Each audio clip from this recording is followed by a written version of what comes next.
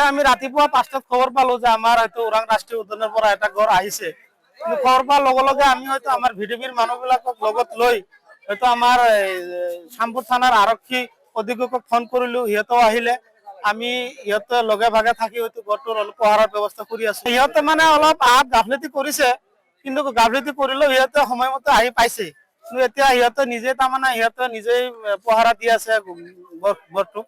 না সিহঁতে আমাৰ যিটো ওৰাং ৰাষ্ট্ৰীয় উদ্যানৰ বিষয়ববীয়াবিলাক আছে, সিহঁতে নিজে আহি চালে যে সিহঁতৰ ওৰাং ৰাষ্ট্ৰীয় উদ্যানৰ পৰা আহিছে বোলে, সিহঁতে নিজে চাৰ্টিফাই কৰিছে। সিহঁতৰ ডিউটিত গাফিলতি আছে, নহলে ইমান আমাৰ ওৰাং ৰাষ্ট্ৰীয় উদ্যানত ইমান আমাৰ ফৰেষ্টৰ মানুহ থকা স্বত্বেও আমাৰ কেনেকৈ গড় বা বাঘ আহিব পাৰে, সিহঁতে মানে ডিউটিত অলপ গাফিলতি কৰাৰ কাৰণে মোৰ মতে চাগে এনেকুৱা হৈ আছে। সৰ্বসাধাৰণ ৰাইজক মানে এইটোৱে আহ্বান, যাতে আপোনালোকে সতৰ্ক থাকে, যিহেতু বৰ্তমান আমাৰ বাৰিষাৰ চিজন বা ঠাণ্ডাৰ চিজন, এতিয়া গড় বা বাঘ ওলাই, আপোনালোকে নিজে নিজে সতৰ্ক থাকিব, যাতে আমাৰ ৰাইজৰ কোনো ক্ষতি নহয়। সেইকাৰণে ৰাইজক আহ্বান, আপোনালোকে সতৰ্ক থাকিব।